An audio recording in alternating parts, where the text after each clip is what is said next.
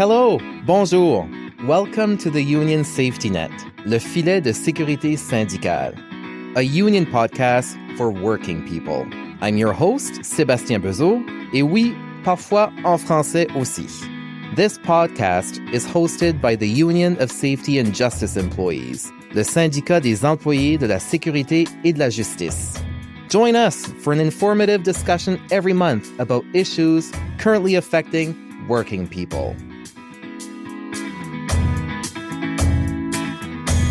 In this episode, we sat down with two women union representatives and discussed a specific job classification, the CR group, also known as the Clerical and Regulatory Classification. This job classification is predominantly represented by women whose earnings is below the poverty line. You heard me correctly. These are government workers who require the use of food banks. Within the Government of Canada, federal public service employees are hired into jobs that carry a certain classification. These classifications determine the required competencies in order to be considered for the job, plus the pay.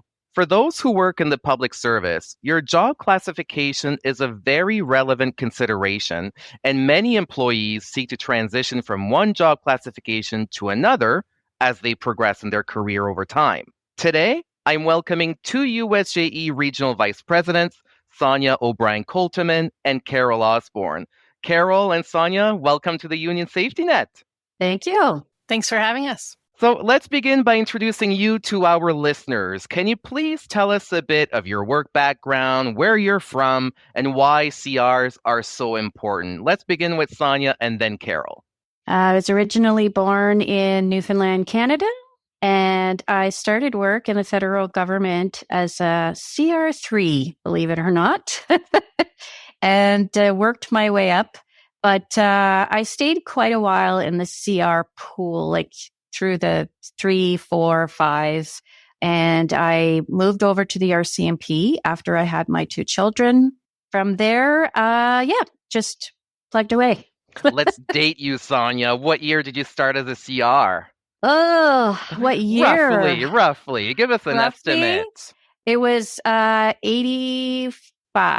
Okay, that's a good estimate. Carol, where are you from? What's your story here?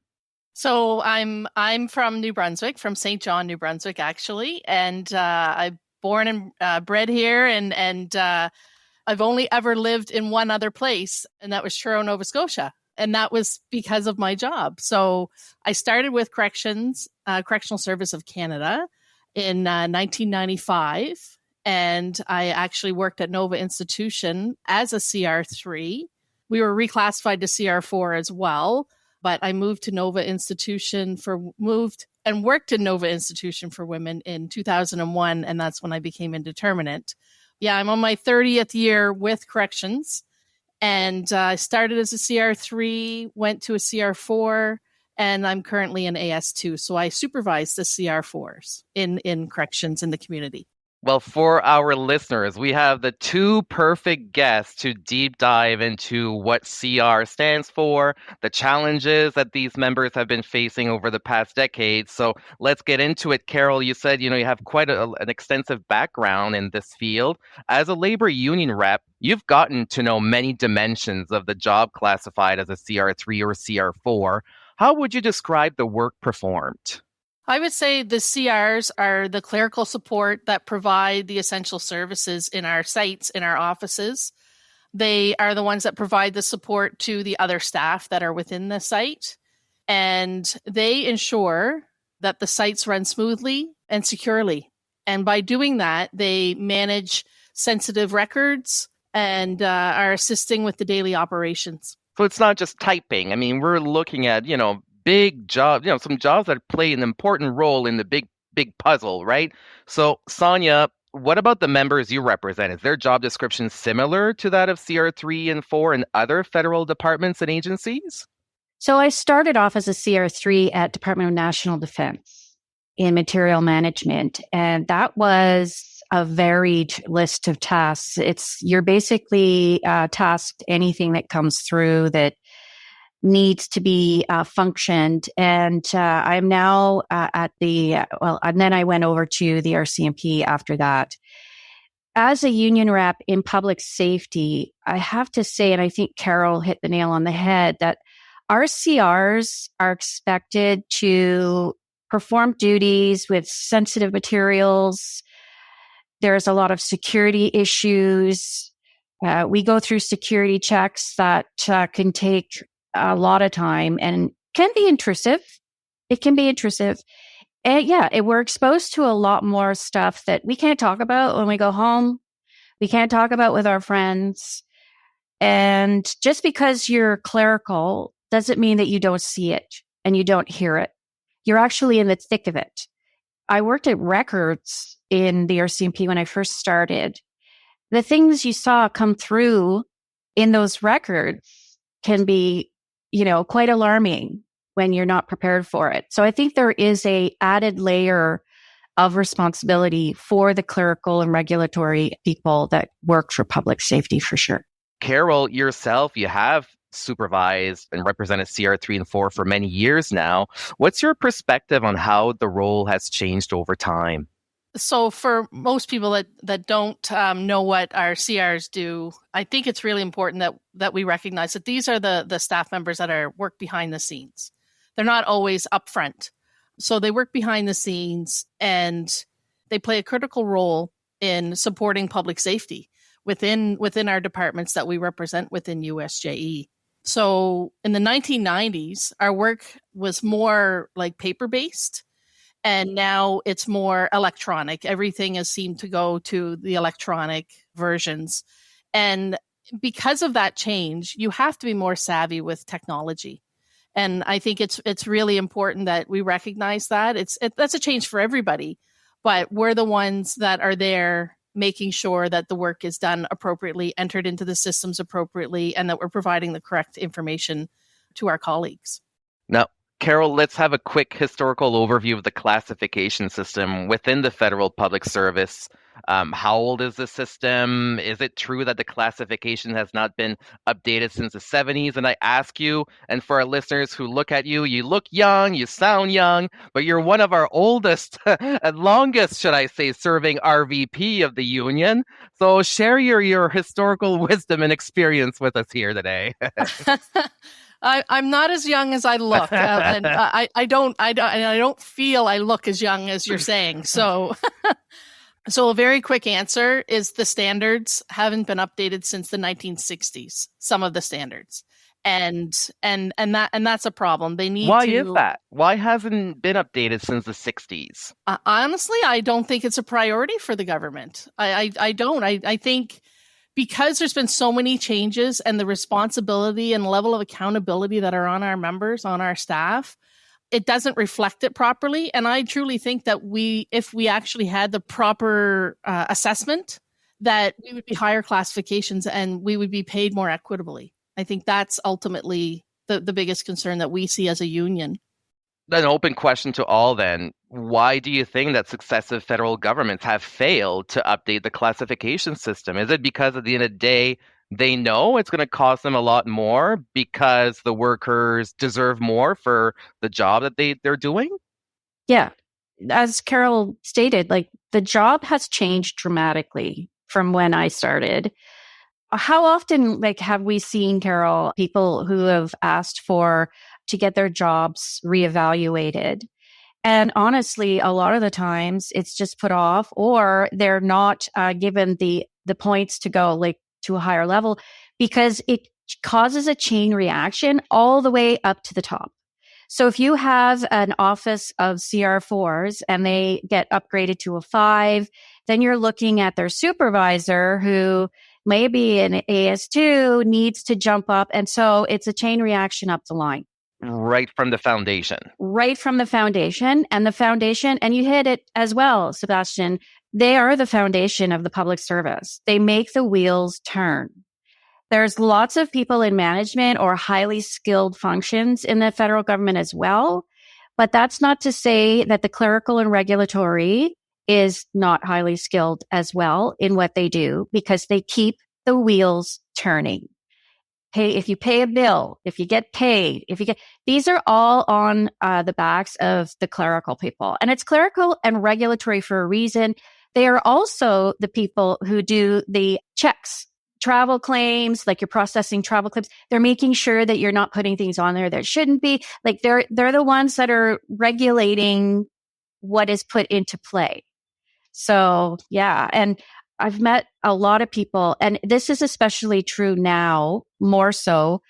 A lot of people in the CR ranks are, they're highly, highly educated. Like this is not the day and age. I'm working with a clerical person who has a degree in biomechanical engineering, waiting for a spot somewhere else in the government. Just because they're a CR doesn't mean that they don't have a lot of education or talents. And to touch on that, the education portion and the knowledge that's needed, many of our members need to know legislation, laws, acts, and that's really important. And I feel like the current work descriptions as they're written, they really minimize how important that is. And that's the part, like when we're talking about your education or your experience or your knowledge, that's the part that helps you get additional points on the point factor rating when it comes to classifying a work description, right? And let's be frank here. Who likes to read law, regulations, and interpret them, right? Raise your hand. No one will. So thank God we have our CRs for keeping everything in check. But I think Carol and Sonia, you've done a good job at demonstrating how the role has evolved over the last decades, but how, I guess, the pay system or the reflection of the value of their work hasn't kept up. So Carol, one of the things that USG has heard from many members is that the pay for CR3 and CR4 is too low given the demand of the job, and that you can't realistically feed a family on that salary. You've experienced it as a CR, Sonia as well. We know many individuals who do this work are women, most of them, and some of them are likely raising their family solos without the benefit of a second income, and we see that often nowadays. So how do we help the Treasury Board better evaluate and compensate the work of those vulnerable workers, especially women? Well, I think it harkens back to what we were talking about earlier, where they just don't want to start digging too deep into these job descriptions because it's going to cause a major upheaval in the federal government. But how is it for those workers who transition from CR 3 and 4 into higher classification of employment within the public service? Is it free? Is it like freely done? Is it easily done, or are you kind of stuck in that role? Well, it really depends on where you're located. That's one of the factors, whether you're rural or urban, and if there are training and mentoring opportunities. And we don't have that now. We really don't. I think it was seen years ago when I started. So I started 30 years ago. And when I started, it was a stepping stone. You start out, that's how you get your foot in the door, and then you move up. But just based on the way the system is set up, there's no opportunities for advancement. So Sonia, you're in the National Capital Region where there's a lot of public service employees. So is there more opportunity for our CRs there? Yes and no. So generally what happens is CRs are the backbone of a department. And if you do your job well, they really don't want you to leave. They don't want you to get ahead. They're not going to stop you. I mean, it's very rare that they'll stop you, but they'll definitely they're not jumping to get you to get a promotion because, like I said, they are the backbone of the office and how everything works. The other thing I'd like to add, which is kind of timely, we're going through cuts in the federal government right now. And the first thing that gets cut is education. So I've dealt with some members who have already stated that their education has been diminished to improve themselves or to get those extra little things within the federal government that they need to move up. And there used to be at one time, well, it was cut back to the point where, okay, you can only take courses that relate to the job that you're currently doing. And now even that's being reduced. So it really cuts back. The other thing is that sometimes when you're in the CR pool, or as well, I'll take myself as an example. CR3, CR4, CR5, when you're in there that long, you get not type tested, but you sort of, that's how they view you. Like that's, oh, okay, yeah, there's, she's a good solid. You've been put into a box. That's right. And so you get put in that box. And if you don't work hard to get out of it, it really is an effort sometimes. Yeah. And people stay for different reasons. Like I stayed as a CR5 for many, many years because I needed the flexibility in my life. Like you said, women, 2 small children, single mom for a while. I really needed to be able to have a flexible schedule. I've often stated jobs that I really didn't care for, but I had a great boss and it was good for me at the time. Now, I did go up to an AS2.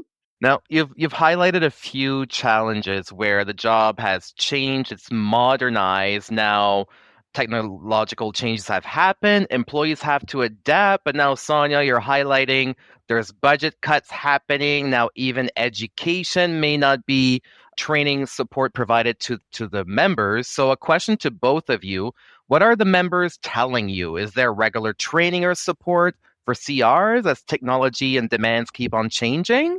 Honestly, I don't think there is the level of training that is required, or the level of when I say about mentoring, that part is really important when you're talking about career advancement, right? So are they trained to do the job they're doing? Yes, the essential duties. But I think the important part is that they are provided opportunities. We've painted a good portrait of the work that's done by our CRs, the challenges they're facing. What should the next government of Canada do to create a fair work environment for our CRs? Can you give us a few recommendations, beginning with Sonia? The mentoring program that Carol mentioned, exposing the CRs to different types of work, allowing them to learn things on the job is especially important. I'm generally a curious person, so I would drop in on people and chit chat, and much to my boss's chagrin sometimes, but I was learning the ropes. I was learning what everybody was doing, and education. But unfortunately, we're in austere times right now. And we also talked about the job classifications. This has been going on forever that they've been talking about this. The one thing we didn't touch on is the generic job descriptions, which were an absolute nightmare because for every CR, it's a different job. A file clerk at the RCMP is very different from a file clerk at Health Canada. Like they're different, totally different. So it diminishes the value of work when they do these generic job descriptions. I truly believe that. And I understand why they did it because it's a huge task, but it really, really degrades the skills that we have to utilize in the CR world.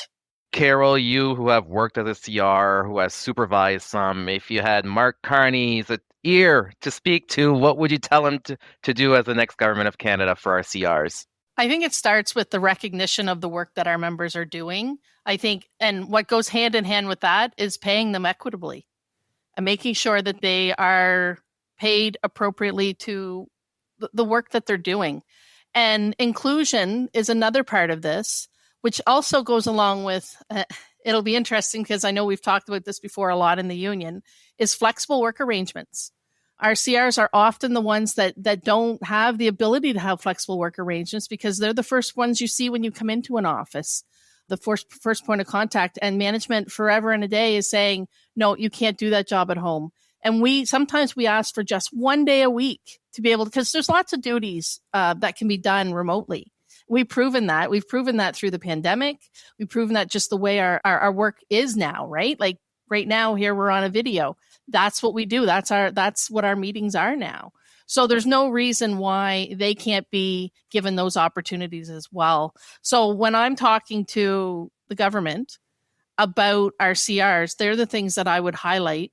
And we touched on something earlier in this call, and Sonia touched on it quite well about mental health and wellness of our employees. When we're talking about the things that they read, the things that they transcribe, vicarious trauma is prominent in this role as well. It's not just in the parole officers, for example, it's in our clerical staff as well. And we need those supports. So what I like to relay to all of our members, like I'm not a CR now, but when I talk about my careers, I have 2 careers in my life. One was within correctional services, which I'm still a part of. My second is the union, obviously, which is my passion. But when I say I have 2 careers, I have 2 careers that I'd be happily to go back to. I truly enjoy being a CR. I enjoyed being an AS, and it's a valuable job. It's something where you do feel rewarded in what you do and what you're contributing, but more recognition. That's really, really important. And less trips to the food bank. I have a quick story about that. I had a meeting with one of my members, a young woman, and she was a CR4, and she was telling me that she can't afford to have her own apartment. She has roommates. She has a used car. And by the end of the month, she is scrounging for groceries. She's scrounging for groceries. So that's sort of like and that's not that's not even a CR3, that's a CR4. That puts into perspective what the salary is. It was very devastating to hear that because they haven't kept up with the cost of living at all. And yeah, it was just, it's shocking to hear the reality of it. Sonia and Carol, thank you for your time today, for your service for these members. We hope that the people listening to the Union Safety Net now have a better understanding about the classification in the public service and CR3s and CR4 specifically.